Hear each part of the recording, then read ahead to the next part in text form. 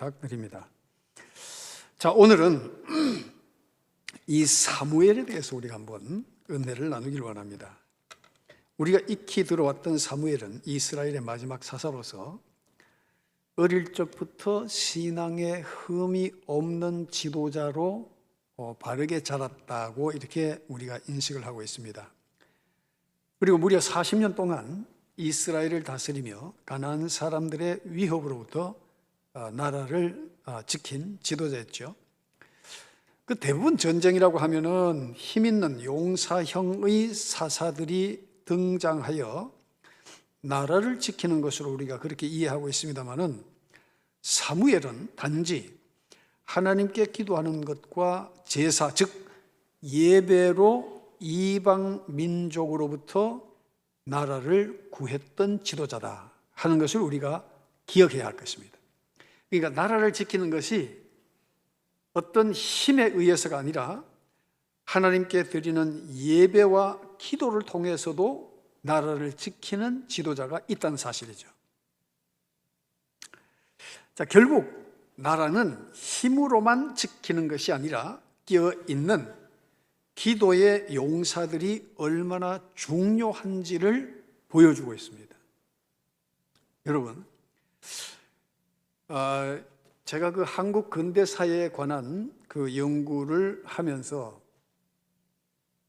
보니까 왜 이북에서 6.25 이후에 서울을 점령하고 3일 동안을 왜 그들은 멍청하게 아무것도 하지 않고 3일 동안 서울에 머물러 있었느냐. 그게 미스테리였거든요. 그 이상하잖아요. 그 당시에 아마 계속 밀고 내려갔으면 대한민국은 완전히 공산화될 수밖에 없었어요. 그런데 그 3일 동안 머무는 바람에 미국이 개입하게 되고 유엔이 들어오게 되고 그래서 이 나라를 지키게 된 거예요. 그러니까 그 미스테리가 풀리지 않았거든. 왜 3일 동안 멍청하게 서울에서 머물러 있었는가요? 그대로 밀고 내려왔으면 대한민국이 끝나버렸는데. 그래서 저는 이건 하나님께서 묶어두셨구나. 하나님께서 묶어두신 거예요. 그러니까 그 당시 한국 교회는 정말 대통령부터 시작해서 나라와 민족을 위해서 기도하는 지도자들이 많이 있었다는 거죠. 기도하는 지도자들. 자, 결국 나라라고 하는 것은 어떤 힘에 의해서 지켜지는 것은 아니다. 자, 무엇보다도 사무엘이 위대한 사사가 된 배경에는 또한 기도하는 그 어머니 한나가 있었다는 사실. 그 어머니 한나는 철저히 하나님 앞에 사무엘을 드리고 신앙 교육을 했다는 사실이죠. 그래서 여러분 28절 말씀에 보면 참 중요한 말씀이잖아요. 그러므로 나도 그를 하나님 여호와께 드리되 그의 평생을 여호와께 드리나이다. 자, 사람은 상황이 달라지면 변할 수가 있습니다. 그렇죠? 그런데 이 한나는 그러므로 나도 그를 여호와께 드리되 그랬죠? 이게 무슨 뜻이에요? 여호와께서 내 기도에 응답하셔서 아들을 주신 것처럼 나도, 그 말이거든요. 나도 그를 여호와께 드리되 그의 평생을 여호와께 드리나이다. 다시 말하면 상황이 달라졌다고 그의 마음이 변한 것이 아니라 이익을 따라 자기의 어떤 감정이나 기분을 따라 달라진 것이 아니라 하나님과의 약속이기 때문에 내가 그대로 나도 하나님 앞에 드리겠다고 하는 그 약속에 대한 신실함을 보여주는 거죠. 어떤 교회에서 중보기도 사역자가 참 이렇게 기도 봉사하는 것을 참 좋아하고 이렇게 했었는데 자신이 어떤 새로운 일을 하면서 예배 시간을 자꾸 변경하게 되더라는 거예요.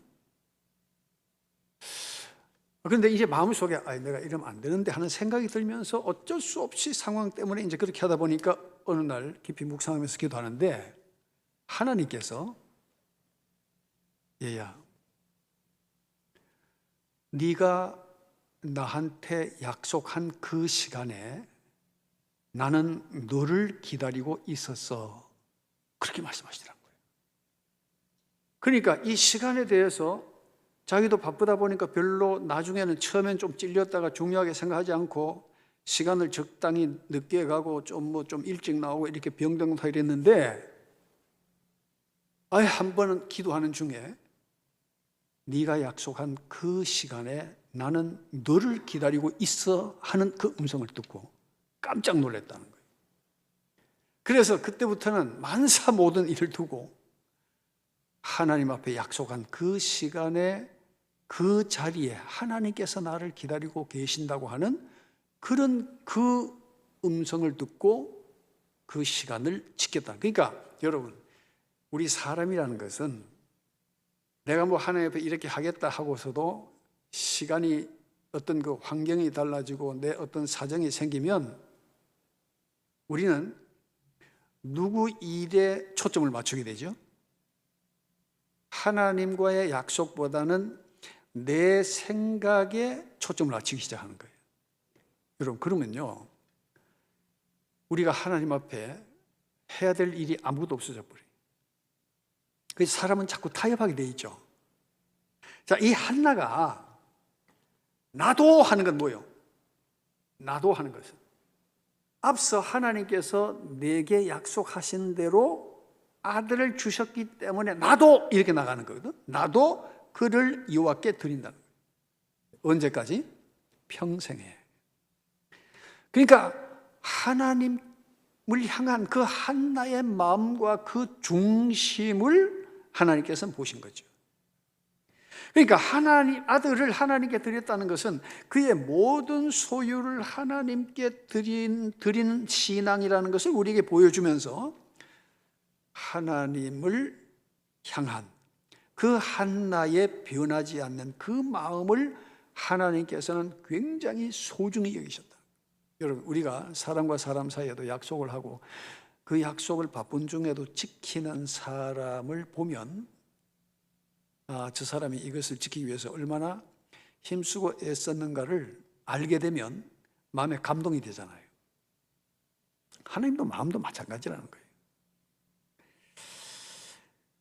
자, 28절 한 구절 속에 무려 3번이나 여호와를 위하여라고 이렇게 표현되어 있죠. 3번이나. 사실 한나에게 사무엘은 지독히도 귀한 아들이었죠. 오늘날 자식이 마치 자신의 소유물인 양 품에 감싸고 도는 부모의 모습은 이 한나의 모습 속에서는 발견할 수가 없어요. 그 자녀의 신앙이라고 하는 것은 또한 반드시 그 부모를 통해서 전수된다는 사실을 우리가 잊지 말아요. 그래서 신명기 6장에 쉐마 들으라 이스라엘아 하고서 부모가 어떻게 자녀들을 양육하고 길러야 되는지에 대한 구체적인 설명이 신명기 6장에 나타난 거예요.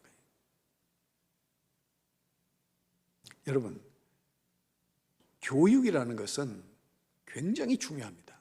교육이라는 것은 어떻게 자녀들을 가르치고 보여주느냐. 그 자녀들은 누굴 닮아요? 자녀들은 누굴 닮기 쉬울까요? 부모 닮기가 가장 쉬운 거죠. 왜? 부모는 실제적으로 보니까. 그러니까 이게 아이들은 어린아이를 할지라도 영적 존재이기 때문에 부모가 내게 말하는 것과 행동하는 것이 다르면 이 자녀들이 느낄까요? 느끼지 못할까요? 가장 민감하게 느낀 겁니다. 가장 민감하게 느껴요. 그러니까 애들이 말 안 듣는 것을 보면 아이고 저 인간 저거 어떻게 저렇게 말을 안 듣노? 그렇게 생각하기 전에 영적으로 하나님과의 나와의 관계를 먼저 살펴보면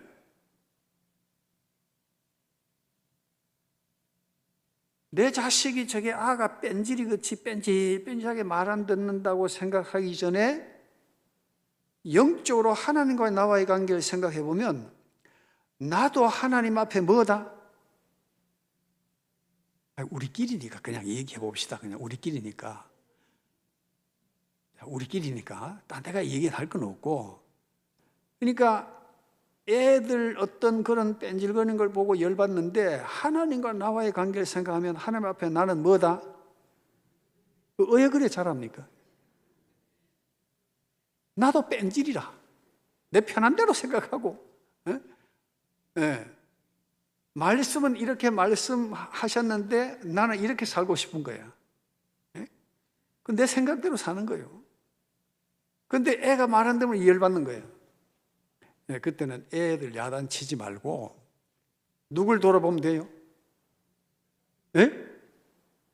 나를 돌아보면 돼요. 나를 돌아보면. 그러니까 사실은 누가 바뀌어야 돼? 자, 우리 손가락으로 한번 지적해 봅시다. 누가 바뀌면 된다?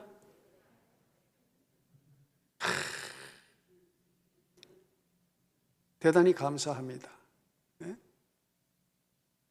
우리 신분전 권사님 옆에 계신 분이 이렇게 하십니다. 그 정답이죠. 정답이에요. 지난 수요일에 우리 왜 김 목사님 설교할 때 부모가 바뀌어야 된다고 그랬잖아요. 내가 우리 피택자 교육 중에도 내가 뭐 얘기했는가 그런데 새벽기도도 내가 얘기하면 했지.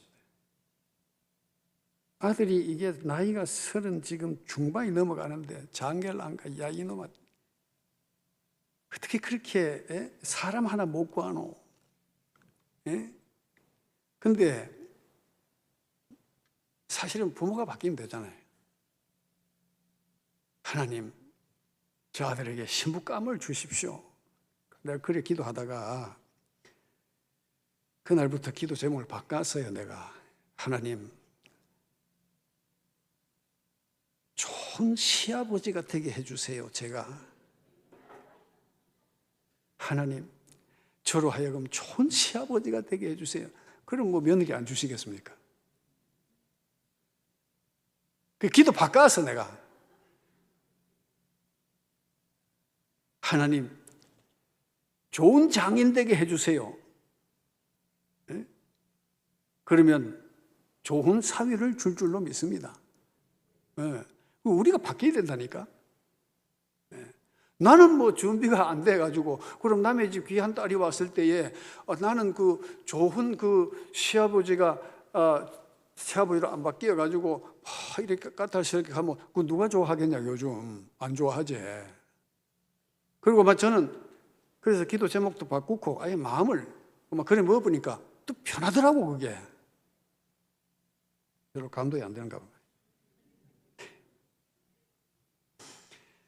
자, 결국은 이 한나의 신앙, 그대로 그 영성이 아들 사무엘에게 전이 되는 거죠.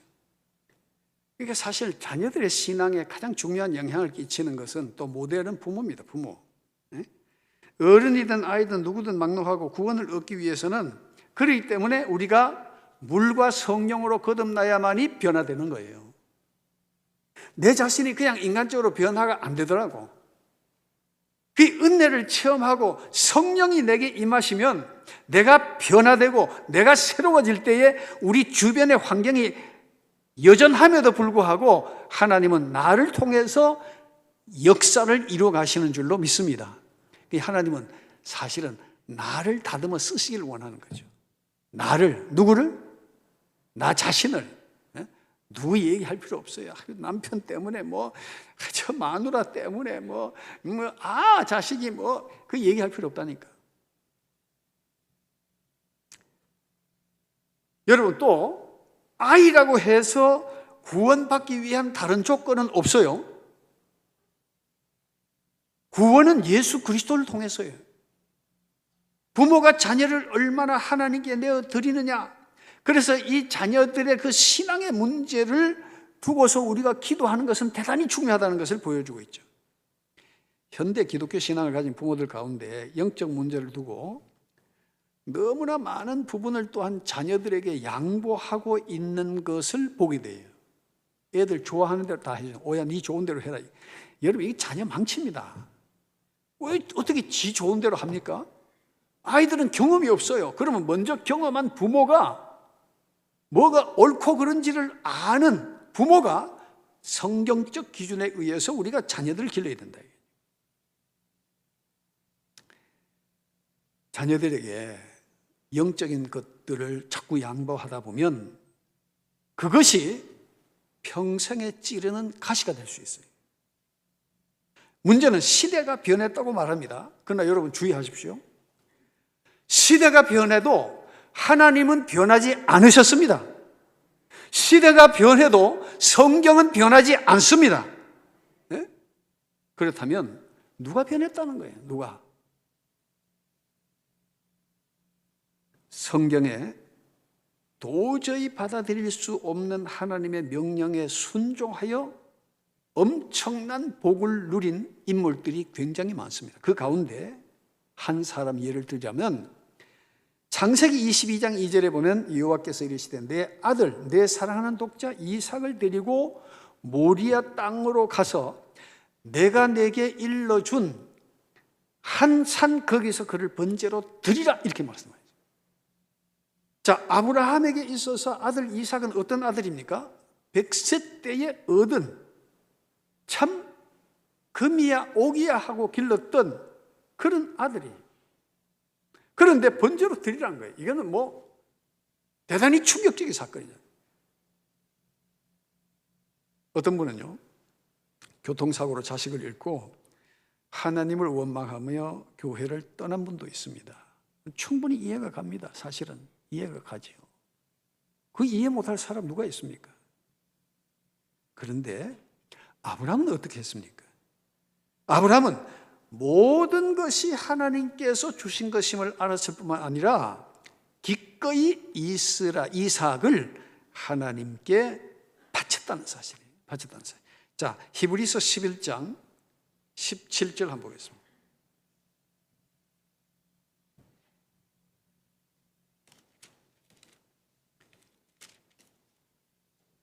자, 히브리서 11장 17절 이하에 보면 아브라함은 시험을 받을 때에 무엇으로 이삭을 드렸어요? 믿음으로 이삭을 드렸으니 그는 약속들을 받은 자로되 그 외아들을 드렸느니라. 외아들을 드렸느니라. 하나밖에 없는 유일한 아들을 하나님 앞에 기꺼이 내놨다는 거지.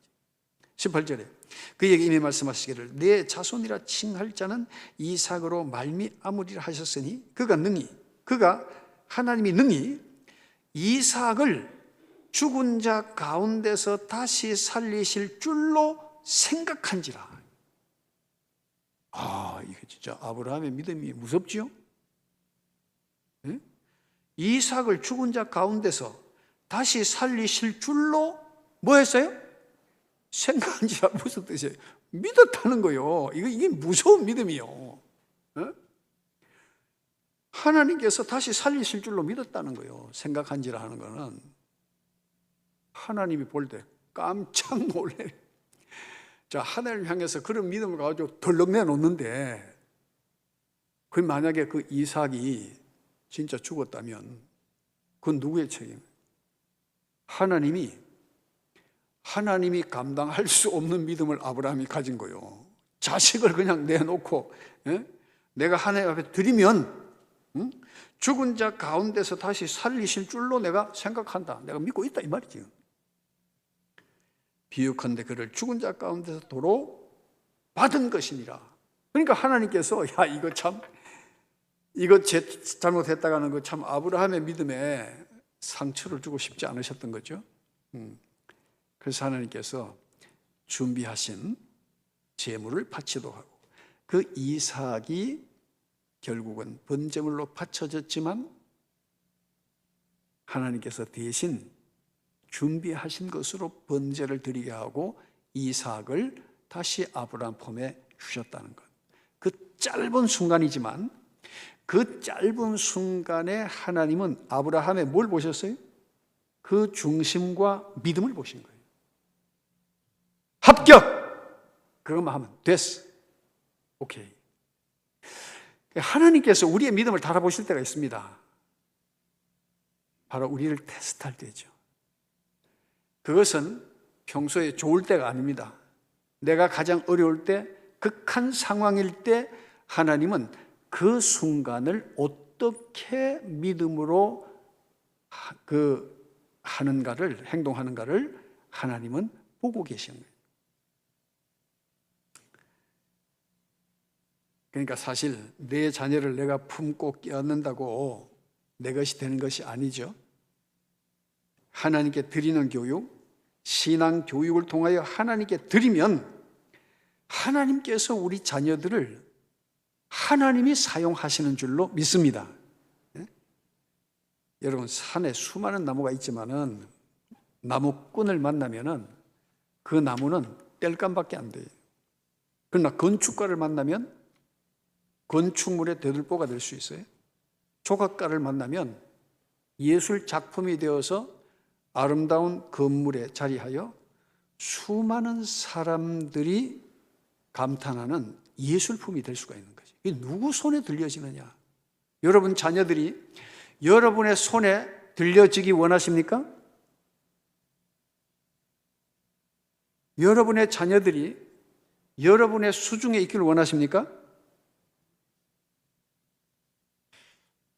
이거 참 대답하려고 이러지도 못하고 저러지도 못하고. 그러면 그건 뭐예요 아직까지? 내가 붙잡고 싶다는 거거든. 네, 내가 붙들고 있겠다는 거예요. 여러분 착각하시면 안 됩니다. 내가 붙잡고 있다고 내 자식 되는 게 아니에요. 하나님 앞에 믿음으로 드릴 때에 하나님께서 영광 받으시고 하나님께서 우리에게 은혜를 주시는 줄로 믿습니다. 네? 사무엘은 한나에 의해서 하나님께 바쳐졌어요. 그래서 2장 11절에 보면 엘가나는 라마의 자기 집으로 돌아가고 그 아이는 제사장 엘리 앞에서 여호와를 섬기니라 그렇게 기록되어 있어요. 자, 사무엘이 제사장 엘리 앞에서 하나님을 섬겼다는 것은 교회 교육 신앙을 말하죠. 교회 교육 신앙이. 이것은 사무엘의 성장 과정 속의 핵심이 바로 신앙이었다는 거예요. 사무엘은 요즘 말로 하면 교회 중심의 신앙생활을 하겠죠. 그런데 엘리는 어떤 사람입니까? 엘리는 별로 그렇게 썩 인기가 있는 지도자가 아니죠. 흠이 많은 지도자입니다. 자, 여기서 우리가 생각할 거예요. 우리가 흔히 교회가 제도적으로 이렇기 때문에 교회가 이래서 나는 우리 아이들을 못 보내. 교회가 이러니까 우리 아이들은 안 돼.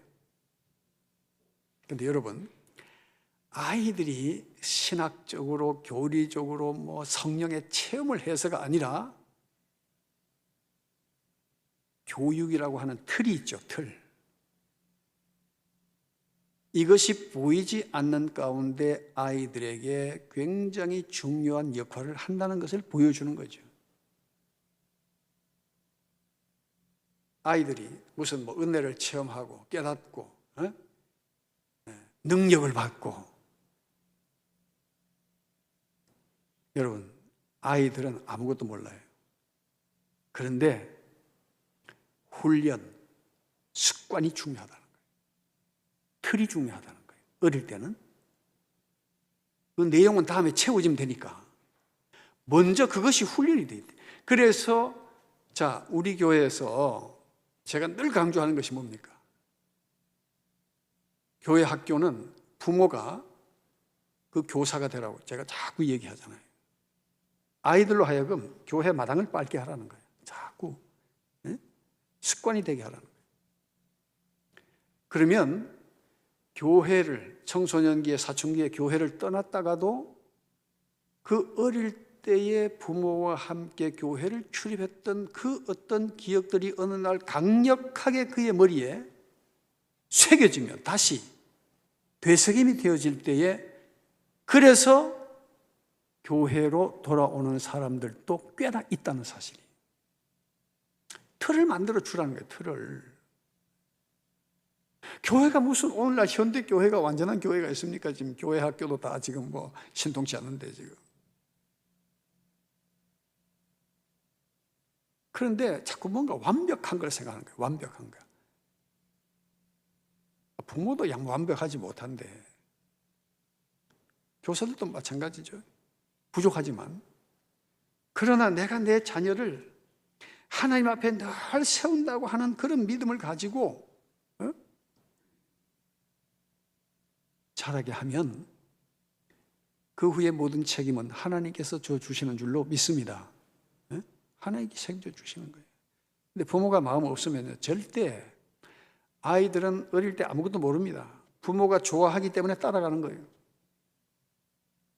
부모가 가기 때문에 가는 거지, 왜 가는지, 뭘 어떻게 신학적으로 어떻게 알아요? 뭐 무슨 교리적으로 무슨 은혜를 받아가요, 애들이? 근데 그 틀을 소홀히 여기는 거예요. 그 틀을 만들어 주지 않는 거예요. 그것이 나중에 엄청난 마이너스로 돌아올 수가 있다니까. 제가 지난번에 우리 고향교회 그 참 훌륭하신 그 장로님, 제가 참 존경했던 분이 옛날에 경성제대 약학과를 나와서, 경성제대가 어딘지 아십니까? 옛날에 서울대가 처음에는 경성제대였습니다. 그때에 경성제대를 나오셨어요. 약학을 하셨어요. 엘리트였어요. 이 고3이 되니까,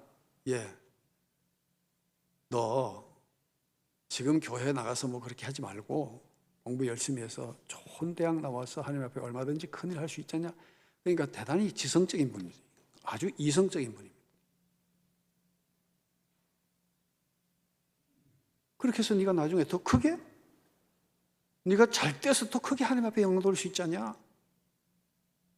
설득이 되죠.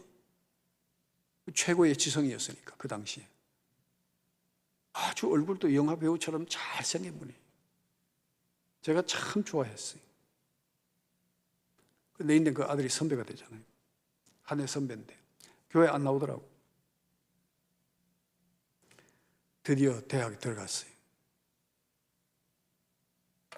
그리고 여름 동아리 해서 수영 갔다가 그 아들이 물에 빠져 죽은 거예요.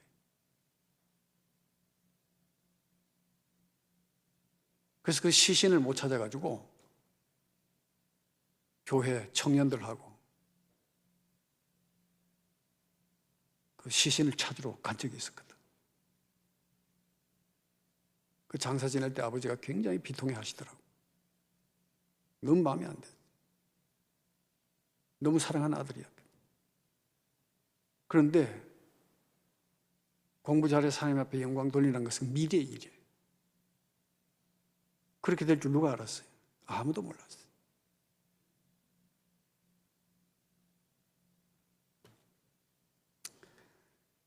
자식을 내 걸로 생각하고 내 방식대로 교육하는 것은 자칫하면 최악이 될 수가 있어요. 믿음으로 길러야 될 줄로 믿습니다. 하나님께 맡겨야 됩니다, 여러분. 하나님께 맡겨야 돼요. 엘리 제사장, 정말 그 당시에 인기 없는 진짜 신복찮은 사람이에요. 그러나 한나는 그 아들을 위해서 계속 기도했어요. 엘리 제사장에 대해서 몰랐을까요? 그 아들들이 개망난이 갔다는 것을 몰랐을까요? 아, 우리 아들을 저 구대에 집어넣어서 내가 우리 아들 망치는 거 아니야? 아마 일반적인 어머니라면 그런 생각도 충분히 할 수 있었겠죠? 그런데 한나는 모든 것을 하나님께 맡기고 기도했어요. 바로 예배신앙, 엘리 앞에서 여호와를 섬기니라. 영어 성경에 보면은 제사장의 감독하에서 자랐다, 그렇게 돼 있어요. 영어 성경에. 제사장의 감독하에서 이렇게 되어 있어요. 저는 생각할 때 엘리 제사장이 자기 아이들에게 너무 실망하다 보니까 이 사무엘을 굉장히 기여화하고 제사장 입장에서 사무엘을 위해서 많이 기도했다고 저는 봐요. 저는 그 심정이 이해가 가요. 왜? 하나님께 바쳐진 아이잖아요. 엘리 제사장이 매일 보잖아요. 그러니까 그 사무엘을 위해서 기도했어요. 다시 말하면 목회자의 감독하에서 교회 교육을 받았다는 거죠. 어릴 때부터 예배 신앙으로 바르게 교육을 해야 됩니다. 입시가 우선이 된 시대에 자녀 교육은 부모의 태도에 따라서 자녀들의 신앙이 결정이 되고 마는 거죠. 유대인 회당에 From Generation to Generation이라는 글이 있는데, 유대인 회당에, 다시 말하면 세대에서 세대까지, 세대와 세대 이르기까지, 그런 뜻인데, 모든 세대가 나누어지지 않고 함께 예배 드린다는 거예요. 가족은 함께 예배 드려야 된다는 거예요. 그러니까 여러분, 우리가 이제 여인줄 학교 아이들이 좀 예배 시간이 길다고 그래가지고 이제 한 달에 한 번 본당 예배 들어오잖아요. 근데 제가 왜 이제 그렇게 하냐면은, 아이들이 이런 예배에 익숙해야 다음에 이제 부모로부터 떠났을 때도 어느 교회 가든지 이런 예배에 참여하는 것이 어색하지가 않아요. 그런데 저끼리만 계속 모여가지고 저끼리만 얘기하고 저끼리만 성경 공부하고 저끼리만 찬송 부르고 저끼리 좋아하는 거 부르다 보면 이 본당 예배 들어오면 너무나 낯설기 때문에 적응을 못하고 다 떠나버린 거예요. 그러니까 오늘날 교회 교육의 실패가 바로 거기에 있는 거예요. 분리시킨 거죠. 여러분, 영적 세계는요, 합하는 겁니다.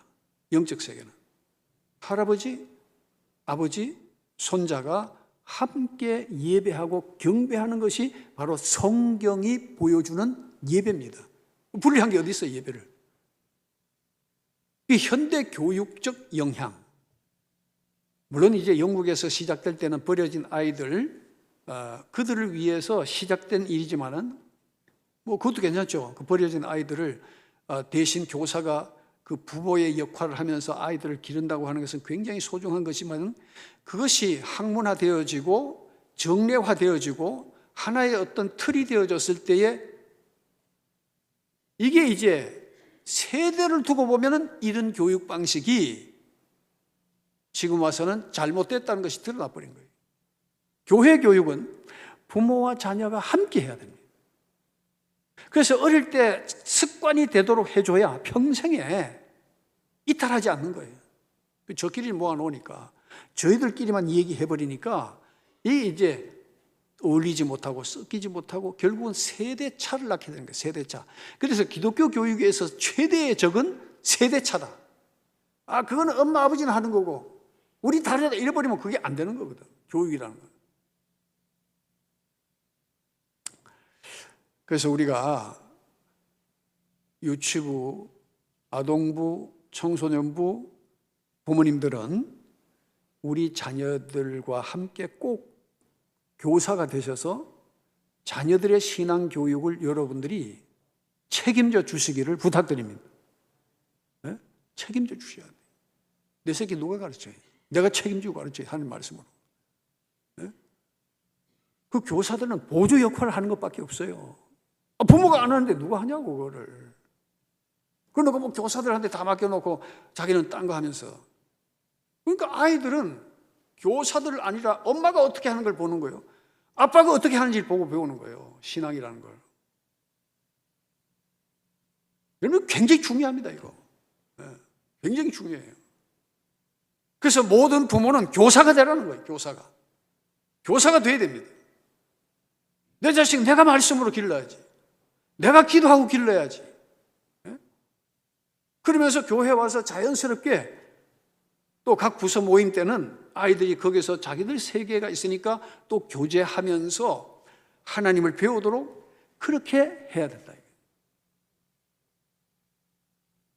부모가 마음을 쏟지 않는 일은 자녀들도 따라하지 않습니다.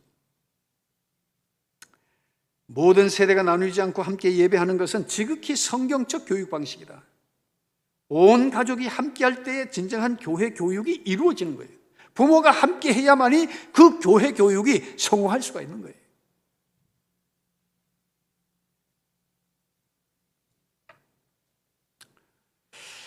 제가 그 서울에 목회하는 친구들도 있고 하지만은 또 우리 아이가 그 대형 교회에 그 유년부 파트를 맡고 또 그 실질적인 얘기를 들어보니까 부모님들이 관심을 가지고 선생님들과 자주 전화하고 이런 아이들과 그냥 1년 가도 그냥 아이들만 오는 것하고는 굉장히 차이가 난다는 거예요. 교회 교육에 있어서도 그 부모가 계속 관심을 가지고 또 부모가 그 교육의 어떤 프로그램에 직접 참여하고 이렇게 적극적으로 하는 아이들과 그렇지 못한 아이들이 굉장히 차이가 있다는 거예요. 그건 현실적인 문제예요. 그래서 지금부터라도 우리가 자녀들을 위한 간절한 기도와 그 관심, 교회 교육에 대한 관심을 가져야 된다. 그리고 우리가 왜 기도해야 되느냐? 기도에 응답하시는 분은 하나님이시기 때문에. 그래서 어릴 적부터 성전에서 자란 사무엘은 평생에 하나님을 섬기는 삶을 통해서 지도자가 되고 그 여호와의 신앙에 근거해서 백성들을 지도하고 가르치는 거죠. 그래서 여러분 7장 3절 한번 볼까요? 자, 사무엘상 7장 3절에 보면 사무엘이 이스라엘 온 족속에게 말하여 이르되 만일 너희가 전심으로 여호와께 돌아오려거든 이방 신들과 아스타롯을 너희 중에서 제거하고 너희 마음을 누구에게로 향하여?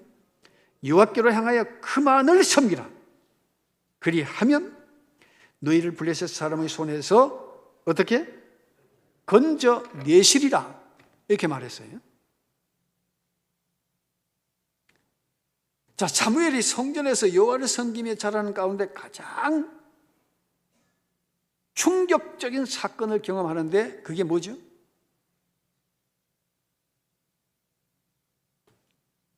자, 너희 마음을 여호와께로 향하여 그만을 섬겨라.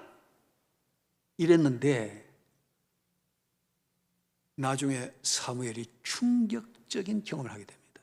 바로 블레셋이 이스라엘 침략했을 때에 전쟁통에 법궤를 가지고 나갔다가 블레셋에 빼앗긴 것과 엘리 제사장의 아들 홈니와 비나스가 죽고 한날에 이 소식을 들은 주의 종 엘리가 의자에 넘어져서 목뼈가 부러져 죽은 사건과 그의 며느리 비나스의 아내가 출산 후 죽은 사건은 사무엘에게 엄청난 충격으로 다가왔어요. 자기가 가까이 있었던 사람들이 다 죽어버렸잖아요. 그러니까 사무엘이 그것을 경험한 사무엘이 그날 어떤 충격을 받았겠냐. 그런 그의 생에 잊어버릴 수 없는 충격적인 사건. 제사장 죽었죠. 두 아들 죽었죠. 그 며느리 또 죽었죠. 하나님 법궤는 빼앗겨버렸죠. 완전히 그냥 이스라엘이 초토화되어 버린 거예요.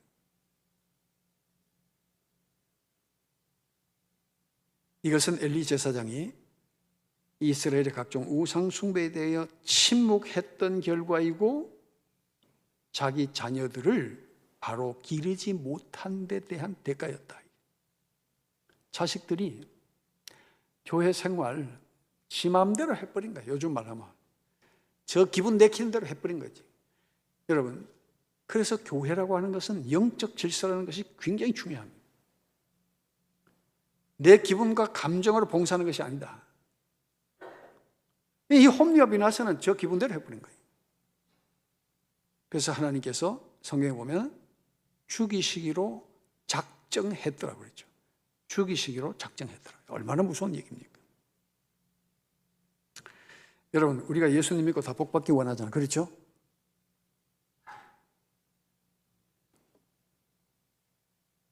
아이고, 복이고 뭐고 무섭다, 그런 생각이 듭니까?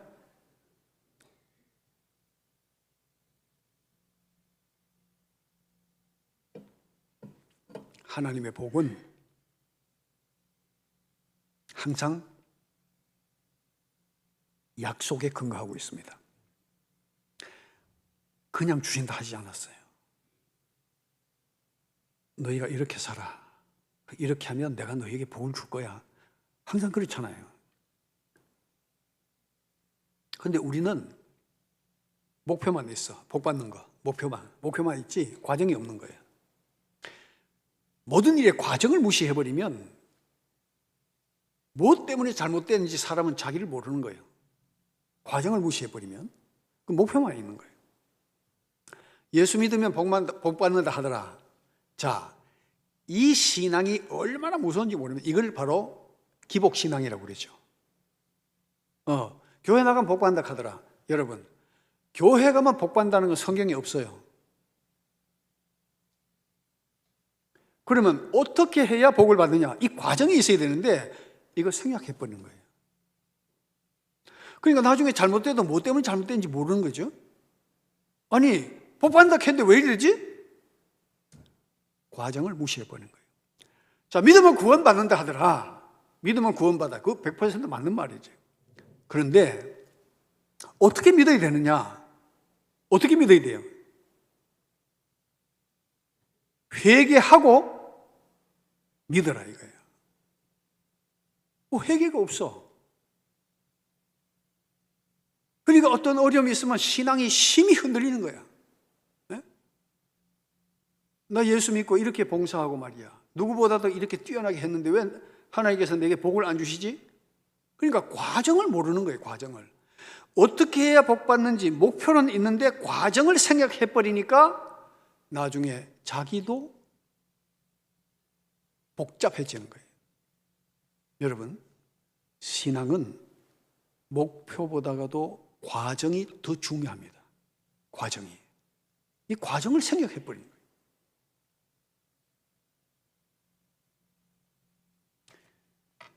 그래서 우리가 신앙생활을 한다는 것은 대단히 중요한 일이지만 어떻게 예수 믿어야 되느냐? 네? 그 대단히 중요한 그 과정을 무시해버리니까, 자, 마가복음 1장 15절 한번 여러분 성경을 찾아보십시다. 제가 지난번에도 말씀드렸지만 중요하니까.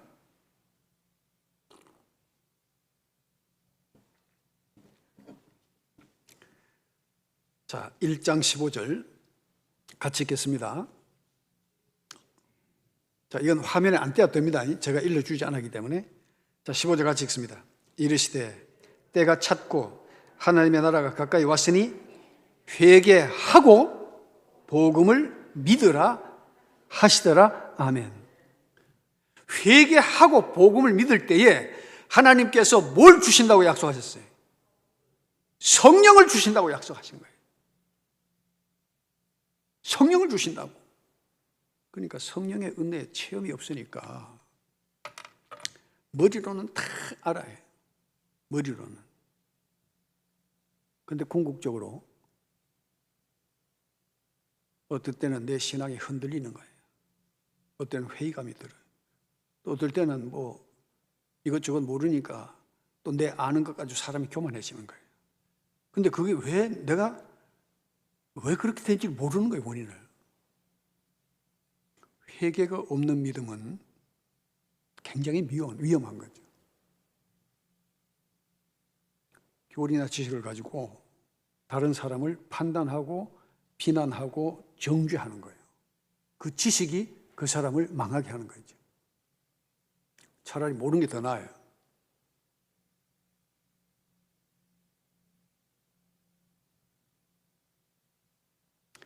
그러나 우리는 말씀과 더불어서 은혜의 체험을 가진 성도가 되어야 될 줄로 믿습니다.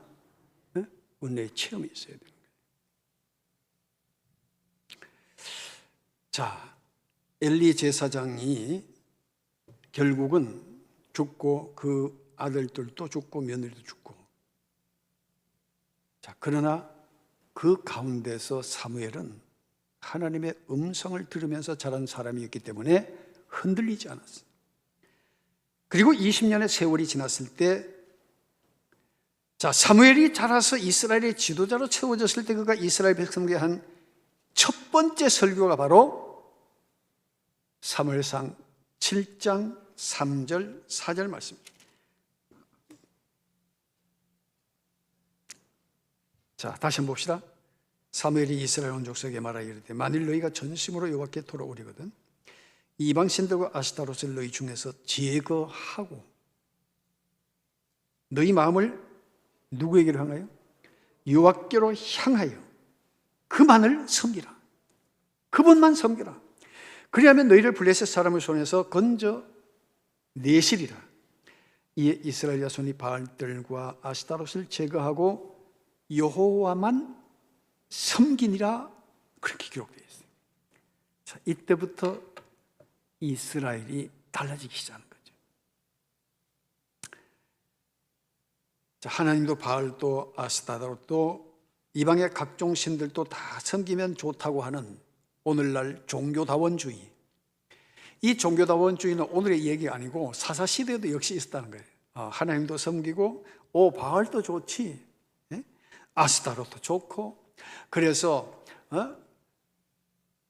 정주영 씨가 어느 실업인들 모임에서 그런 얘기했어요. 저는요, 여러분, 저는 예수님을 너무 좋아합니다. 그러니까 기독 실업인들이 막 박수치고 난리 났어요. 정주영 씨가 막 내 예수님 좋아한다고 나는 기독교 좋아한다 하니까. 좀 이따 하니까 저는 불교 부처도 좋아합니다. 분위기가 쫙 가라앉았어요.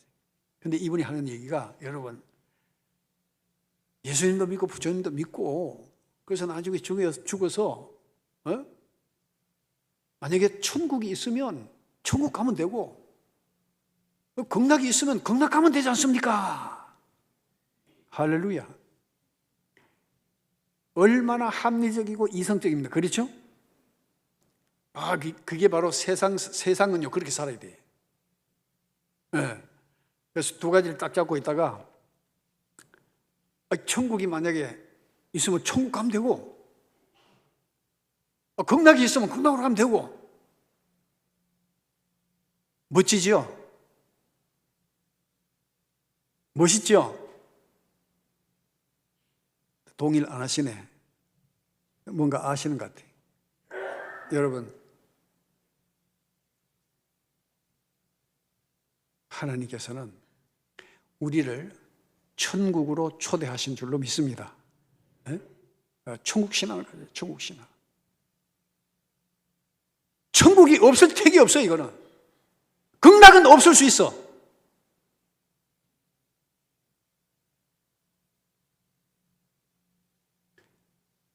근데 그 극락이, 극락이 하나님 말씀하시지 않은 곳이기 때문에 천국과 반대되는 곳일 수도 있습니다.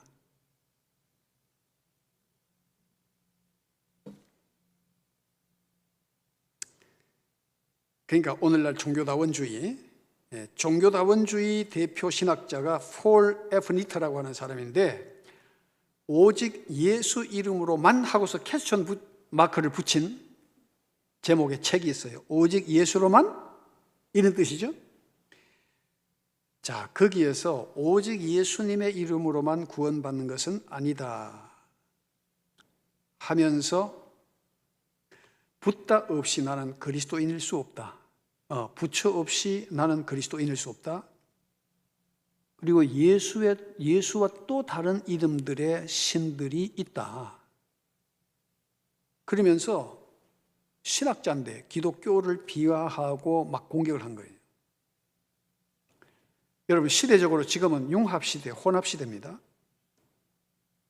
그러니까 이런 사람들이 이제 각광을 받는 거예요. 야, 진짜 참 지성이다.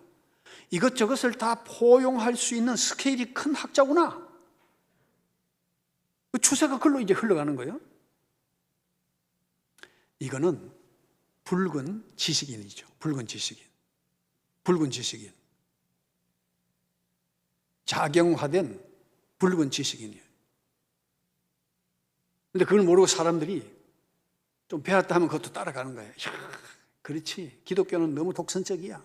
여러분, 진리가 왜 독선적이 되느냐? 진리는 하나밖에 없기 때문에, 진리는 유일하기 때문에 다른 데서 볼 때는 그것이 독선적일 수밖에 없어요. 그게 독선적이기 때문이 아니라, 그것이 진리라면 독선적이든 무엇이든 우리는 그 길로 가야 되는 거예요. 아멘?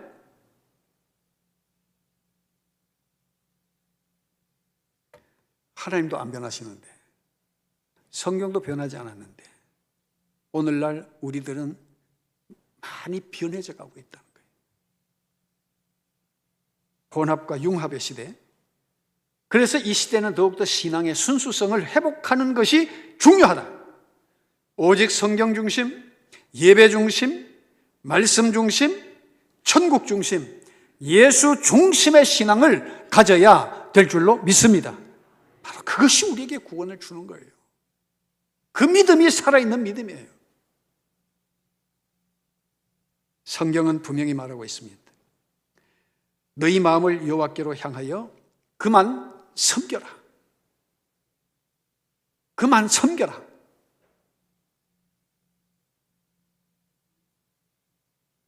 아니, 왜 표정이 왜 그렇습니까? 내가 그만 섬기라고 한 게 아니고 그만 섬기라. 그만 섬기라. 그만 섬기라. 이게 아니라니까. 우리 잘 아는 말씀이지만 사도행전 4장 12절 다 함께 찾아보고 마치겠습니다.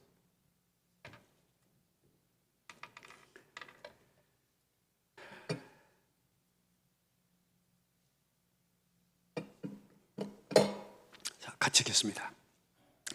다른 이로서는 구원을 받을 수 없나니 천하 사람 중에 구원을 받을 만한 다른 이름을 우리에게 주신 일이 없음이라 하였더라. 아멘. 기도하겠습니다.